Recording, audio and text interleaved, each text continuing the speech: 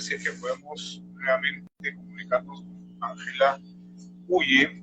Estamos en una conversación interesantísima con ella respecto, pues, al tema del COVID-19, ¿no? Nos estaba ella informando que se había tomado una decisión importantísima. La tenemos aquí precisamente respecto a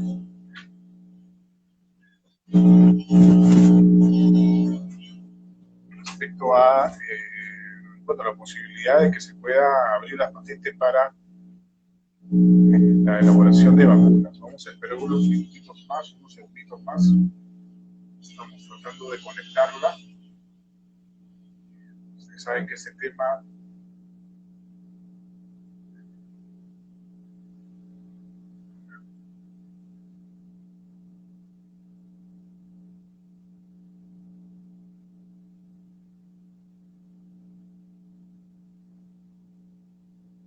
vamos a tratar de conectar a Ángela nuevamente.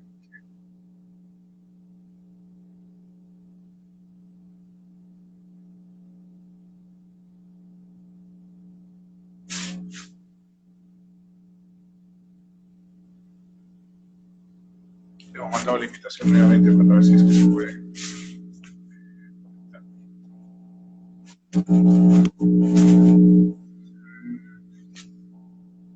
Ahí está, parece que está entrando nuevamente. Ángela, ¿cómo estás? Gracias. No sé si eres tú o es mi señal, pero estaba yo.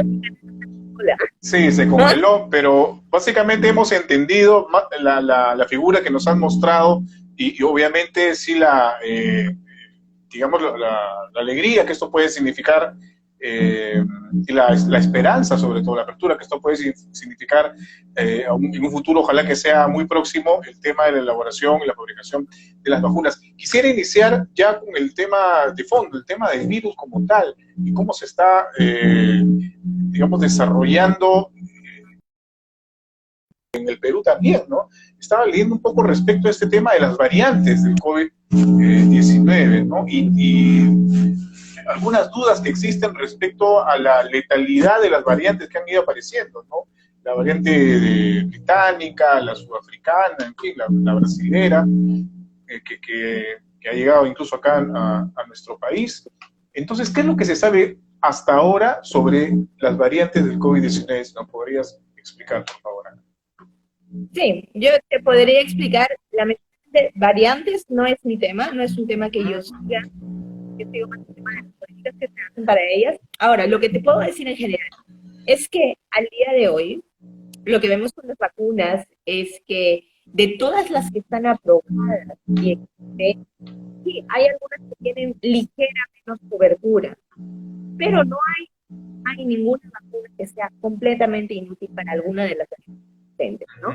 El caso, por ejemplo, el caso de y la vacunazo y la variante que se describió por primera vez en Sudáfrica, ¿no?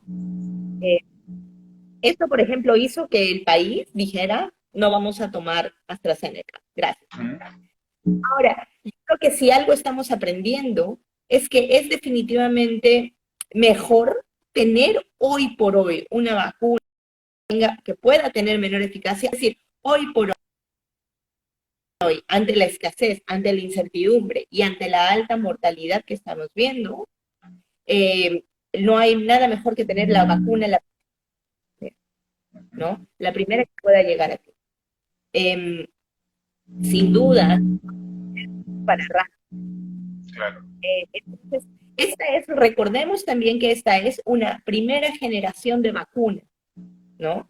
Es la primera generación de vacunas y lo que importa es que conforme vayan saliendo más generaciones de vacunas o con estas mismas vacunas, ahora que tenemos, por ejemplo, un potencial acceso a propiedad intelectual y que se puede ampliar manufactura, importa que vayamos a la cantidad de gente posible para reducir la importancia, porque a mayor transmisión, potencialmente mayor riesgo de producir variantes. A un escenario en el que si permitimos que el virus siga replicándose y transmitiéndose de persona en persona, podemos tener más variantes. y las siguientes sí pueden ser realmente peligrosas. Entonces, que va. ¿Qué cosas en todo caso, ya bajo esa óptica, debería tomar en cuenta la población de adultos mayores, que es la que luego de la primera, digamos, el primer grupo de personas que fueron vacunadas en nuestro país, por lo menos, ¿no? Estamos hablando de personal médico, policía, bomberos, en fin, ahí seguían los adultos mayores, la segunda fase. ¿Qué deberían tomar en cuenta para finalmente decidirse a colocarse la vacuna, ¿no? Porque hay mucha desinformación y también mucho miedo producto de esta desinformación. O en todo caso, ¿no? ¿Qué deberían tomar en cuenta los hijos que también llevan a sus padres ancianos a vacunarse, ¿no? ¿Cómo pueden comunicar de alguna manera que genere tranquilidad en ellos la aplicación de una vacuna? ¿Qué pueden hacer? Sí. Yo creo que en general hay un mensaje clave. Mira, hace poco publicamos un artículo sobre reticencia o aceptación de la vacuna en Argentina y los miedos, ¿no? Mira que la aceptación de la vacuna en América Latina no es tan baja. Tenemos una aceptación que puede ir entre el 70 y 80%, ¿no? La gente va a aceptar hasta cierto punto, hay una aceptación a las vacunas. Pero hay también un gran miedo. Hay mucho miedo a desinformación y mitos. Hay algunas dudas que son legítimas, ¿no? Yo creo que el primer mensaje clave es que no debemos a las personas que nos dicen, no me quiero vacunar, tengo miedo, mira que yo pienso que esto es una conspiración, no debemos llamarles ignorantes y segregados, ¿no? Lo más importante es mantener fuentes de información y no segregar y no dividir y no decir, es que tú no sabes, ¿sabes? Esa superioridad. Entonces, lo primero es ir al diálogo, ¿no? A ver, cuéntame tus dudas, ¿qué has escuchado? ¿Qué has visto? Y seguro que por ahí hay algún amigo, vecino, algún canal de televisión, o algún, ¿no? Ahora, hoy en día, el adulto mayor tiene acceso a Internet.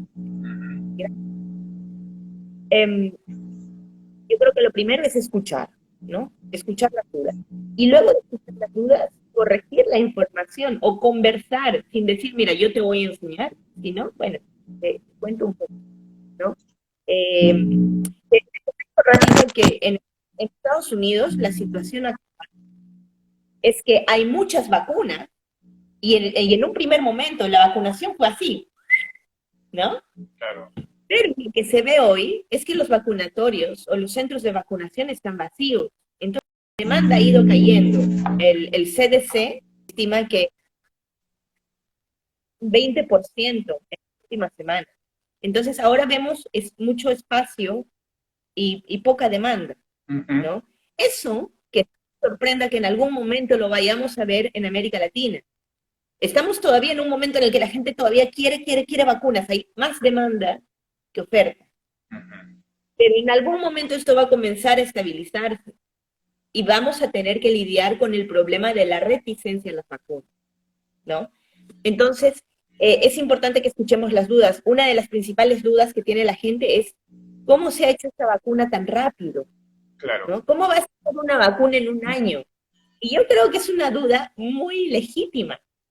Una duda que, ¿por qué no la podemos tener todos? Porque te van a decir, ¿por qué no existe una vacuna para el VIH?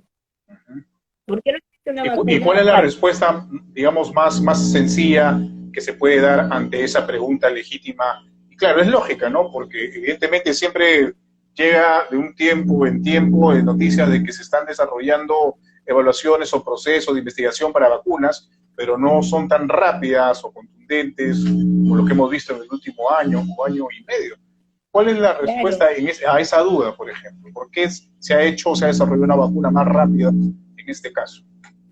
A mí me parece una pregunta súper válida. Lo primero es que hubo una inyección de dinero histórica, ¿no? ¿Y esta inyección de dinero de dónde viene o por qué viene? Esto viene por ¿sabes?, la movilización política del tema. Es decir, los países estuvieron tocados, todos, no solo en la parte de salud, sino en el funcionamiento de su sociedad y por ende en su economía.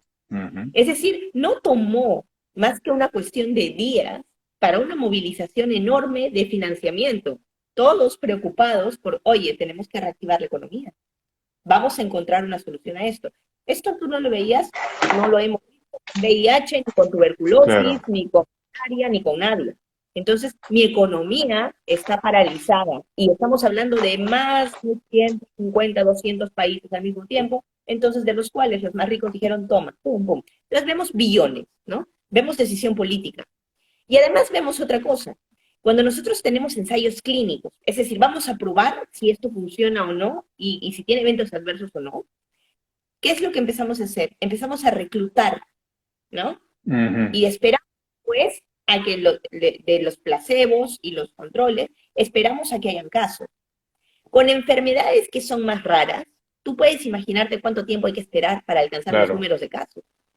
Con COVID no había que esperar nada porque la transmisión era alta y las incidencias eran altas. Entonces, en cuestión de semanas tú alcanzabas, bueno, ya tengo más de tantos miles de casos, ¿no? Y en el Entonces se tema de los podía. voluntarios también que participan dentro de estos ensayos clínicos ha sido bastante alto en nuestro país incluso. Entonces, digamos que se han dado todos los elementos, todas las variables para que finalmente se Todo. pueda desarrollar en mucho menor tiempo una vacuna.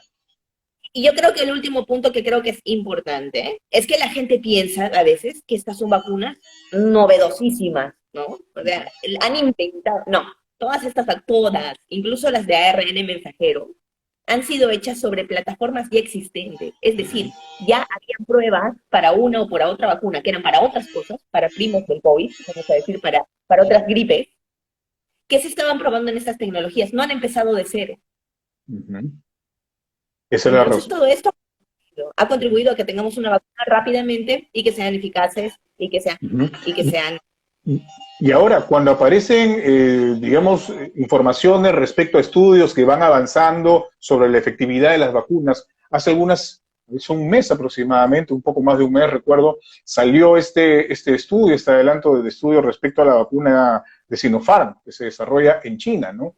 Y acá en el país, bueno, salió un médico, un doctor, el señor Ernesto Bustamante, que señalaba que las vacunas eran prácticamente agua destilada o hacían mucho más daño que el placebo, o eran como el placebo, en fin.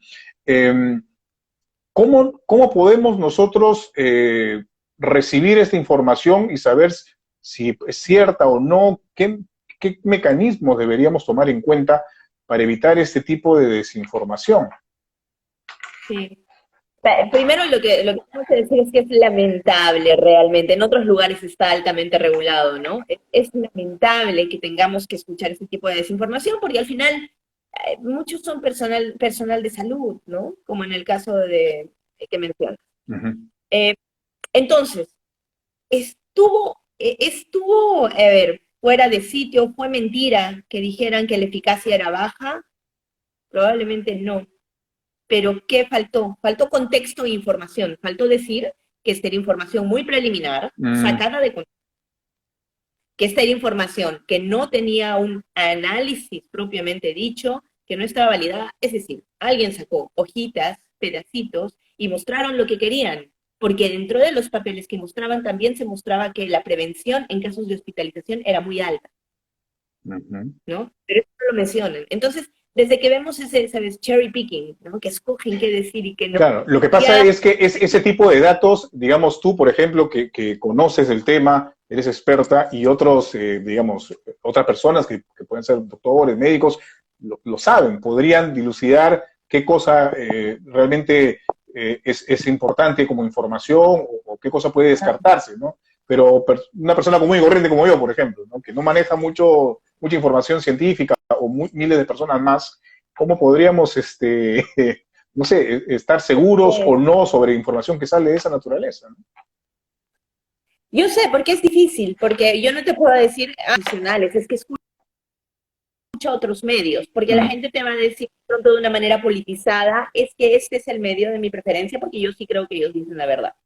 Pero entonces vamos a apelar al pensamiento crítico. Y eso yo creo que es la raíz de todo, ¿no? Sí, es decir, hoy, por ejemplo, vemos evidencia de otro tipo. Hace no mucho tiempo enseñaron, por ejemplo, cómo ya están calculando. Los médicos han sido una población que se ha vacunado al inicio y rápidamente con Sinopharm, ¿verdad? Claro. Y han mostrado cómo en esta población de médicos las muertes y las hospitalizaciones se han reducido, los casos severos se han reducido. Entonces, esto ya me dice algo, ¿no? No les digo escuchen a A o escuchen a B, escuchen a la ciencia. Y esto es importante. Si vemos que ya está reduciéndose en personas que han sido vacunadas con Sinopharm, ya nos dice algo, ¿no? Por otro lado, cuando la gente piensa en eventos adversos, no, es que me va a hacer algo, me va a causar daño, he escuchado que esto mata, o esto me va... Tenemos que pensar que hay miles de millones de vacunados alrededor del mundo. Hay muchísima gente vacunada alrededor del mundo. Si esto fuera verdad, es decir, estamos con, por ejemplo, con más de, creo, 27 millones de vacunados en Estados Unidos, ¿no? Ya deben estar en más de 30. Pero si hubiera algo trágico realmente pasando, estaría en todos los titulares, estaría en todo lado, y ese no es el caso. Entonces yo creo que hay un gran sentido de pensamiento crítico que no debemos dejar de lado, ¿no? No, y ese es el tipo de conversación que tenemos que tener con las personas que están contra la vacunación. Oye, ¿y tú no crees que ya estaríamos viendo esto? Oye, ¿y tú no crees que si este fuera el caso, en Chile ya hubieran hecho una denuncia porque Sinovac no está funcionando? Si el caso fuera las vacunas. Y la propia data que vemos a nivel mundial, incluso acá en el Perú, respecto, por ejemplo, a los casos de médicos hospitalizados o que llegan a un extremo de la enfermedad, han ido descendiendo progresivamente desde que se inició el proceso de vacunación acá en nuestro país, por ejemplo, ¿no? Sí, pero por ejemplo con eso yo no sería, ¿sabes? Porque la población total vacunada en Estados Unidos, perdón, en Perú, es todavía muy baja, estamos casi rozando el 5%. Yo no le daría un efecto de causal, ¿sabes? La asociación no es lo mismo que la causalidad. O sea, esto está asociado, sí puede ser, pero no es necesariamente esto una causa y efecto, ¿no? Hay muchas otras cosas que juegan así. Y porque yo creo que es un poco peligroso decir, ah, mira, ya pasamos la ola, o bueno, y dar mensajes triunfalistas, yo creo que tenemos que ser cautos, porque eso nos pasó en la primera ola. Claro. Y empezaron a abrir locales y la gente se descuidó y todo. Yo creo que puede obedecer a muchos factores, entre ellos podría estar el comportamiento del virus, entre ellos podría estar la mayor utilización de máscaras, un factor a la vacunación, ¿sí? Pero creo que no hay una sola cosa y creo que no debemos confiarnos, ¿no? Todavía estamos en la lucha, todavía hay muchas UCIs que están plagadas, todavía hay falta de oxígeno. Ahora, el tema del trabajo en comunicación que parte desde el gobierno precisamente para evitar este tipo de situaciones de desinformación, de miedos, de mitos, debe mejorarse. Me parece que sí, definitivamente. ¿Tú has podido evaluar esto? Por lo menos las noticias que te han llegado. ¿Cómo ves el trabajo comunicacional del gobierno? No, lamentablemente yo creo que esto ha sido una pata coja desde el inicio de la pandemia. Entre muchas deficiencias, yo creo que esta es una que a mi parecer no solo no la solucionan, sino no veo avances, no, está deforme, ha sido un traste desde el inicio, ¿no? Falta comunicación. ¿Y cómo yo lo descubro? Yo lo descubro cuando a mí la gente me pregunta, por ejemplo, sobre usar doble mascarilla y dicen que la N95 va arriba. Algo tan básico. ¿No se ha comunicado desde el inicio bien? Claro. Entonces, me hace ruido que hayan preguntas tan básicas todavía. O que digan, ¿cuál es la diferencia entre un test de anticuerpo o antígeno? ¿No? Entonces, todavía hace ruido que no se entiendan bien algunos conceptos, ¿no? O que todavía haya gente que le ponga mucho más empeño al uso de gel, a la protección de zapatos, que a la mascarilla, cuando ya hemos dicho, ok, aerosol, respiración, piensa en el aire, ventilación, abre las ventanas de los buses. Entonces, estas son pequeñas señales de que la comunicación ha sido insuficiente, ineficaz, y que tampoco veo avances. Estamos a un año de la pandemia y seguimos haciendo preguntas muy básicas.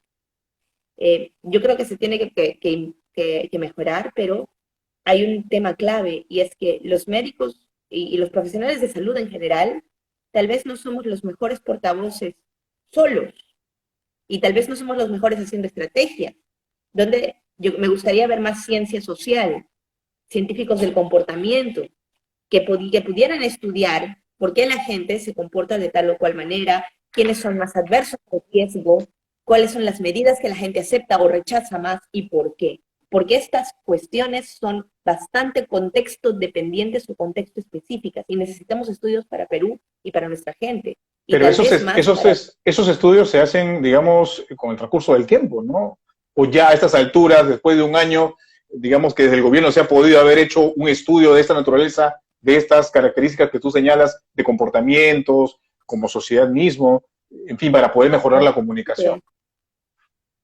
Mira, en investigación cualitativa, pero te puedo decir que así como se hace una encuesta, salir y preguntarle a la gente, salir y hablar con las personas, pues no me parece algo que necesite meses para elaborarse, ¿no?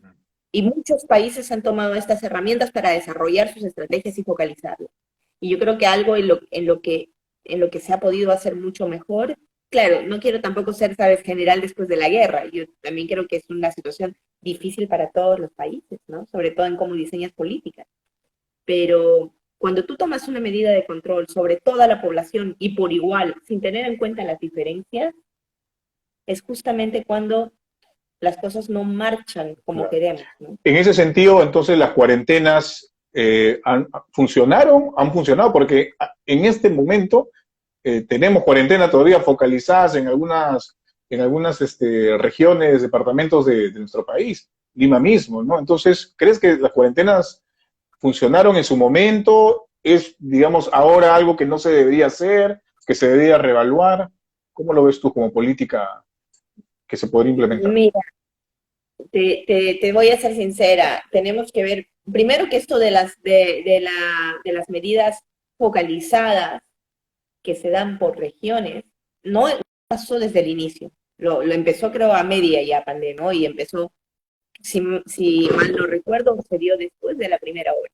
No fue una gestión temprana, pero mejoró mucho, es decir, ya fue un avance.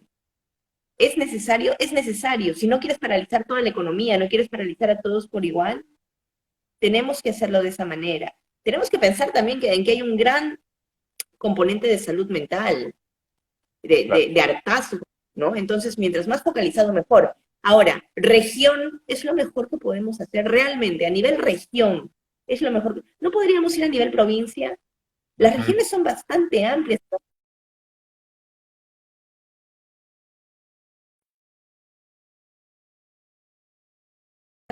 incluyendo qué tanta respuesta, cuántas camas UCI tienes, cuánto oxígeno tienes en este lugar o en tal lugar. Por eso yo creo que región es todavía mucho. Yo creo que podríamos afinar la información a nivel provincia. ¿Tú crees que estábamos comentando al inicio respecto a este nuevo lote de vacunas o el contrato que se cierra con Pfizer? ¿Consideras que, bueno, no sé si tienes una visión respecto a eso, que el gobierno, específicamente el señor Francisco Sagasti, se ha orientado, se ha enfocado al tema de las compras y de los contratos de vacunas y no más bien a lo que tú mencionabas hace un momento, camas UCI, oxígeno, atención en la primera, digamos, en línea de salud? Se ha dejado de lado esto más bien porque vemos diariamente hasta ahora, lamentablemente, personas que piden, que claman por una cama UCI, por un balón de oxígeno, y por el otro lado está el tema de las vacunas, ¿no? Que se están cerrando contratos, en fin. ¿Cómo ves tú esto? Es que lo que pasa es que para esto es un tema complejo, porque hay que entender cómo estaba el sistema de salud antes de la pandemia. Claro. Y hay cuestiones que son estructurales, hay cuestiones que toman tiempo y hay cuestiones que son muy difíciles de solucionar. Sin ir muy lejos, llevo los últimos meses trabajando también en oxígeno. Y oxígeno es un tema puramente de infraestructura y de desarrollo, ¿no? Tú tienes plantas de oxígeno en las urbes, en los lugares más desarrollados, y en los países más desarrollados el oxígeno viene del muro de los hospitales, ¿no? En una zona rural todavía tienes las bombonas, los cilindros de oxígeno y los transportas desde la capital y los traes 2 por semana. Entonces, es un tema de desarrollo, ¿no? ¿Lo vas a solucionar de un día para el otro? Yo creo que no. Entonces, es también hasta qué punto y qué está en tus manos. lo de vacunas no podía dejarse pasar, era una prioridad nacional.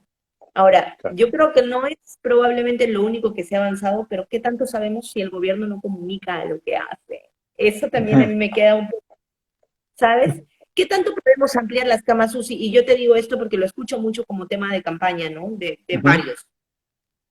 Vamos a incrementar las camas UCI. Una cama UCI no es comprar una cama y ponerla en una UCI. Una cama UCI viene con un médico de UCI, con una enfermera, con oxígeno, con drogas, con toda la tecnología, el ventilador y todo esto. Entrenar personal de salud en Perú es y ha sido un lastre de nuestro sistema de salud. Es decir, no tenemos suficientes especialistas, los pocos que tenemos están todos concentrados en Lima, y además muchos han sido afectados, no solo en el tema de salud mental, sino físicamente, y hasta muchos han muerto en la primera ola. Entonces, no podemos sacarlos de la nada de un día para el otro. Yo creo que cuando nos prometen camas UCI, tenemos que llevar estos cuestionamientos, porque y tiene que haber un plan de recursos humanos a mediano, largo plazo, ¿no? ¿Tú has tenido la oportunidad de escuchar las propuestas de los candidatos que han quedado en esta segunda vuelta, Pedro Castillo y Keiko Fujimori, respecto precisamente a la lucha contra la pandemia? ¿Has podido escucharlos? Sí. ¿Sí? ¿Y No, qué no te claro, sí decirte lamentablemente. qué opinión te merece eso? ¿Qué evaluación haces respecto a lo que han prometido? Porque, por ejemplo, escuchamos a Pedro Castillo cuando habla del tema de lucha contra la pandemia bueno, su discurso básicamente está centrado en el tema del cambio de la Constitución, pero no deja claro exactamente qué cosas directamente podría aplicar para combatir esta situación que nos toca vivir con la pandemia. Y por el lado de la señora Fujimori, pues habla, claro, a la implementación de camas UCI, a que va a instalar estas plantas de oxígeno, o en todo caso que va a convocar a los privados para que puedan ayudar con la vacunación, que sería gratuita. En fin, ¿qué te parece esto? Porque finalmente estamos hablando de una situación que involucra a todo el país y que, como lo leí por la mañana, no solamente debería ser una mirada individual de cada candidato, sino, por lo menos en ese sentido, tener un consenso sobre qué se va a hacer realmente como política de gobierno, quien sea gobierno finalmente. Sí, no, al final es bastante triste porque yo siento que lamentablemente no escucho contenido, ¿no? Porque, porque, a ver, la compra de las vacunas ya se ha hecho en grandes cantidades, ¿no? Sería un crimen que empiecen a cobrar por ellas, es decir, que a estas alturas te digan, ay, sí, voy a traer una vacuna universal. Muchas de las compras ya están hechas, ¿no? Claro que hay que seguir, no hay que parar la gestión, tiene que continuar la gestión de la compra de vacunas. Eso es sin duda una cosa que hay que hacer. Es importante, discúlpame que te interrumpa lo que acabas de decir, porque con el anuncio que he hecho hasta el día de hoy que conversábamos, son aproximadamente 60 millones de vacunas que ya tenemos digamos, en contratos cerrados con diversas empresas. Entonces, como tú dices, decir que vamos a traer hasta este momento hechas una próxima estrategia respecto a qué es lo que se va a hacer o cómo se va a distribuir este Sí. material, esta medicina, ¿no? Sí, yo creo que, mira, sin entrar en la política, es importante que hoy en día continuemos buscando más acceso a más vacunas, que se asegure un buen número. ¿Y por qué digo esto? Porque muchos y muchas de las vacunas ya están pensando en que vamos a necesitar un refuerzo, ¿no? Ya se están haciendo, sabemos que hay ensayos en camino, por ejemplo, con Sinopharm, con Pfizer, de un booster, ¿no? De un refuerzo. ¿Qué tanto se puede necesitar esto o no? Se está analizando. ¿Y por qué? Porque ya dijimos antes, mientras más transmisión, más posibilidad de variantes, tenemos que ir cerrando esta posibilidad y probablemente un refuerzo ayude a eso. Esto es un tema que no debe parar, la adquisición, ¿no? Pero por otro lado, a mí me quedan dudas de las otras medidas de control, ¿no? Las vacunas son sumamente importantes, son sí, de hecho una de las claves medidas de control, pero me queda la duda, por ejemplo, en la adquisición, ¿no? De mascarillas. Y el tema de mascarillas es un tema que desde el inicio ha sido patinada tras patinada, ¿no? hemos ido aprendiendo más con el tiempo y según la ciencia ha ido enseñándonos la transmisión de aerosoles y cómo funcionan los respiradores versus las mascarillas, ¿no? Y los respiradores, cuando digo respirador, es cuando nosotros vemos como un copito o como una boca de pato que nos sella la cara en todos los extremos que respiramos, en los orificios de la cara, así, ¡pum!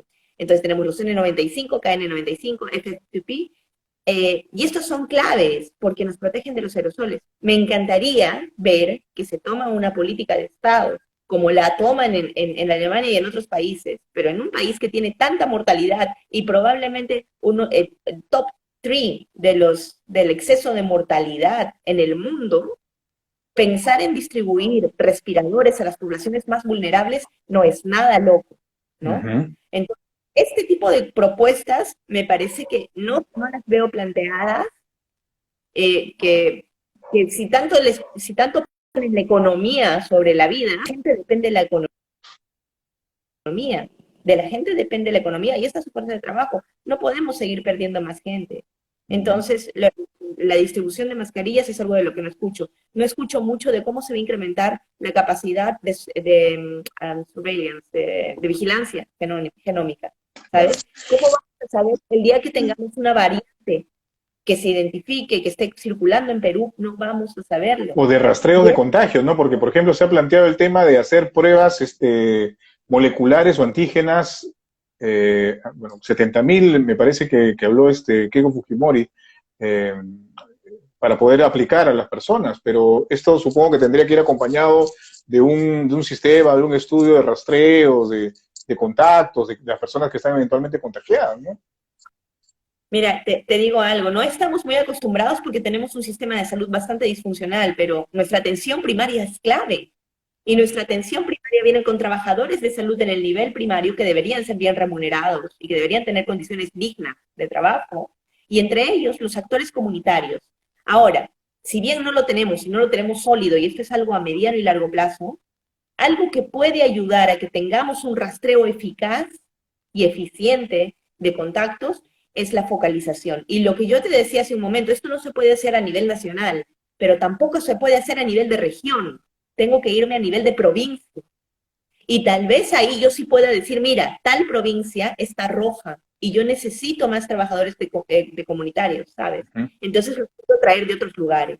Pero si yo no focalizo, voy a vivir en un eterno hueco de me falta y no soluciono nada.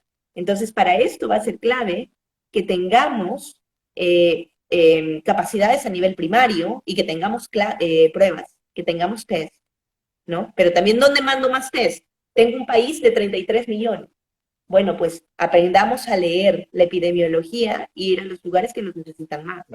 Hace un rato, Ángela, para ir cambiando un poquito el tema dentro de lo que estamos hablando, leí una pregunta de una persona que nos está siguiendo, ¿no? No sé si tú podrías, no sé si estás en la capacidad de aclararnos o explicarnos, preguntaba si se vacuna si tiene la primera dosis con una vacuna, por ejemplo, Sinopharm, ¿puede vacunarse con otra vacuna, por ejemplo, de Pfizer? ¿Se puede hacer este cruce de vacunas? A mí me encantaría responderte y me encantaría que la respuesta sea un sí.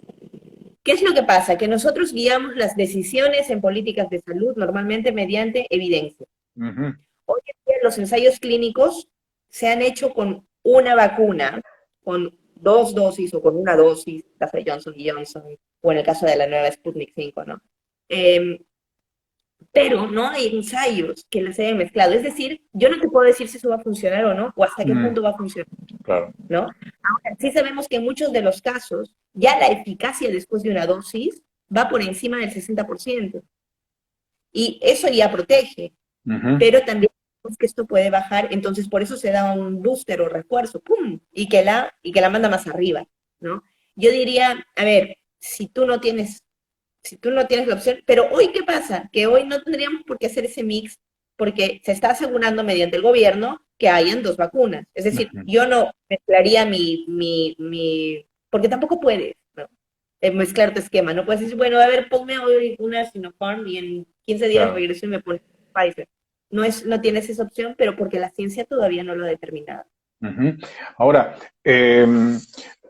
Lo que has mencionado hace un momento respecto al tiempo digamos, que empieza la efectividad de la vacuna en la primera dosis, es importante, ¿no? Porque hay noticias o se han dado informaciones titulares, ¿no? Respecto, no sé, por ejemplo, mujer falleció luego de ser vacunada contra el COVID por COVID, por ejemplo, ¿no? Pero luego se Sí. señala ahí que, bueno, había recibido la primera dosis, ¿no? Entonces, esas son las cosas que finalmente generan este miedo, ¿no? Y fomentan más los mitos respecto a la vacunación. ¿Qué es lo que tendríamos que tener claro con el tema de la vacunación como tal, de las vacunas como tal, cuando se nos aplica la primera, segunda dosis, cuál es el tiempo que deberíamos esperar? Finalmente Mm, pudiera hacer efecto eventualmente. claro. Es bueno cumplir vacuna en la que se ha tratado la eficacia, se sabe de la eficacia con una dosis, ponte tú una dosis, ¿no? En vacunas que la eficacia está aprobada con 2 dosis, completemos las 2 dosis. Esto es importante. Pero ahora yo te digo que sí, con la mayoría de vacunas, con la primera dosis ya hay una eficacia, en algunos casos más alta que en otros, Uh -huh. ¿no? Y la segunda dosis es importante para mantener eso, porque la eficacia que nosotros leemos, por ejemplo, en las noticias, ¿no? Oye, no sé, pues Pfizer tiene más del 90%, Moderna también, ¿no? Sinopharm 80%. Todo esto que leemos ha sido probado con 2 dosis. Si yo recibo solo, le estoy bajando, ¿no? Ahora, ¿qué tendríamos que tener? Como tú me dices, mensaje clave. Primero que nada, y no se olviden de esto, pruebas clínicas, ensayos de fase 1, fase 2, fase 3, todos han probado la seguridad. Uh ¿Es -huh. segura? ¿Segura? ¿Es segura? ¿Y a qué me refiero con es segura? No te va a matar, no tiene un evento adverso serio que sea importante poblacionalmente y por lo menos conocemos cuáles son estos eventos adversos y los vamos a comunicar, ¿no?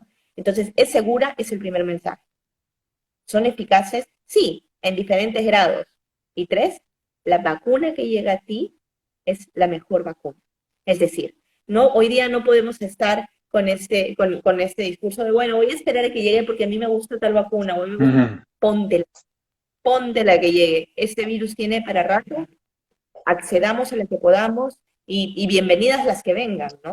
Uh El -huh. próximo año el próximo año la situación va a ser completamente diferente. El próximo año vamos a tener muchas más vacunas, mucha más producción de las actuales, nuevas vacunas, vamos a tener un mercado, pero cuando las necesitamos es hoy. Cuando las Exacto. necesitamos es hoy, queremos evitar nuevas variantes, que alguna pueda escapar de la cobertura de la vacuna y estar en un problema y volver a cero. ¿Tú tienes información respecto digamos, sobre estas variantes, ¿no? Si son más letales en personas reinfectadas por COVID-19, ¿hay estudios sobre eso? Por ejemplo, yo me contagié de COVID el año pasado, me contagian con una nueva variante, la brasilera, por ejemplo. ¿Puede ser más letal, más mortífera? ¿Hay algún estudio La, respecto a eso? No se sabe nada respecto a eso. no, la tasa de reinfección es mínima, Uh -huh. tanto así son casitos, Uh ¿no? -huh. Son muy pocos. Ahora, que las variantes son variantes, es decir, ha habido una mutación que ha hecho que varíe un poco el virus, pero no es frente a un nuevo virus. Uh -huh. El otro día que alguien dijo una cosa como, esto es un COVID-20, no, esto es el mismo virus que tiene algunas variaciones, ¿no? No podemos decir que esto es un virus diferente, no podemos decir que esto es, por eso les llamamos variantes y no cepas, para comenzar, Uh -huh. ¿no? Entonces, no es que vayas a reinfectarte con un virus completamente distinto. Estas variantes siguen siendo la misma cosa con un diferente color de cabello, ¿sabes? Uh -huh. Son muy parecidas y son lo mismo, básicamente. Y los casos de reinfección son muy pocos. Lo que sí hemos visto, por ejemplo, con las variantes, con la que se identificó primero en Reino Unido, con la que se identificó primero en Brasil y con la que se identificó primero en Sudáfrica, es que transmiten más. Uh -huh. ¿Y por qué? Tema de supervivencia, los virus también aprenden. Claro. Si sienten que ya no contagian o que contagian menos, van a encontrar la manera de sobrevivir y de poder evolucionar, ¿sabes? Claro. Y al haber este contagio, digamos, más rápido, esto hace que colapsen los sistemas de salud y es por esa razón que en apariencia podría cobrar la vida de más personas, pero no es directamente relacionado a que sea un virus más letal, más mortífero, por decirlo de alguna Y, manera. y sí, puede ser más letal, puede tener un efecto diferente, pero también vemos que cuando tú alcanzas a más población, por ende vas a tener más hospitalización y más muerte, ¿no? Ujú, Entonces, claro. la transmisión es un factor importante. Ujú. Pero Muy sí, en bien, el caso de la variante británica sí se vio que era, por ejemplo, más letal, ¿no? Tiene un mecanismo. era más letal, sin duda. Bien, Ángela, ha sido un gusto realmente conversar contigo. Esperamos que las personas que se han conectado con nosotros en esta conversación hayan podido captar básicamente el mensaje que has dado, que es importante. Y no sé si lo podrías reiterar para las personas que se encuentran en este momento, ¿no? ¿Cuál? El tema de estas tres elementos importantísimos, ¿no? El tema de las vacunas seguras, que la mejor es la que te colocas y la otra que se me pasó Y por que ahí, que funciona. sería importantísimo, y la eficacia. Que, sí, sí, sí. Es segura, es eficaz y la mejor es la que tienes al frente, la que llega a ti, ¿no? Entonces, quedémonos con esto y yo creo que también es importante, si encontramos a alguien que está en contra o que es reticente a las vacunas, no cortemos puentes de comunicación.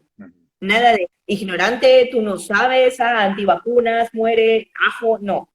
Es importante que tengamos puentes y conversemos a ver cuáles son tus dudas. Oye, pero mira, yo he visto esto, oye, ¿qué te parece tal cosa? Y siempre apelando al pensamiento crítico. Muy bien. Muchísimas gracias Ángela Huyen por haber estado con nosotros, ha sido un placer. Y bueno, ya creo que esta hora en Bélgica por lo menos, que tengas dulces sueños. Gracias. Buenas noches, Buenas hasta luego, noches, un abrazo. Gracias. Iván. Muy bien. Hemos estado conversando con Ángela Huyen, entonces asesora en política de salud de Médicos Sin Fronteras, respecto pues a estos mitos que se generan y que se han formado a lo largo de todo este año. Muchas veces por una cuestión natural, a veces de no saber, ¿no? Porque es natural tampoco que el ser humano sea ignorante en algunos temas, me incluyo en esa situación, porque todos estamos aprendiendo poco a poco en la medida, sobre la marcha, desde que apareció este virus. Pero por otro lado está también el tema de la desinformación, que eso sí es execrable, ¿no? Sabiendo las consecuencias que puede tener lanzar un dato sin tener todas las variables y todas las provisiones correspondientes, pues es necesario aclarar esos temas para evitar más muertes, ¿no? Para evitar las dudas y para evitar que más gente tenga temor a algo que puede salvarnos la vida, como es la vacuna. Muchas gracias y que tengan ustedes muy buenas tardes. Gracias por habernos seguido aquí en El Filtro. Chao.